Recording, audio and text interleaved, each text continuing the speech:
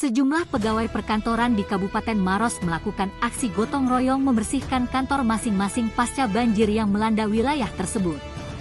Akibatnya, banyak arsip dan perabotan kantor mengalami kerusakan akibat terendam air.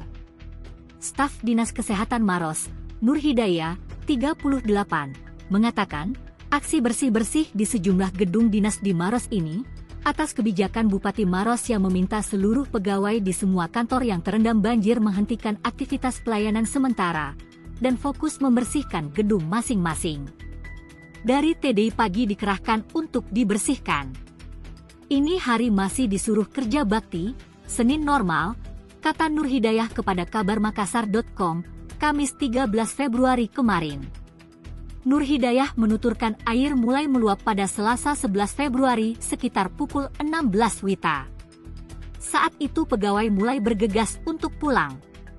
Air yang terus meluap hingga setinggi 1,5 meter membuat isi gedung terendam.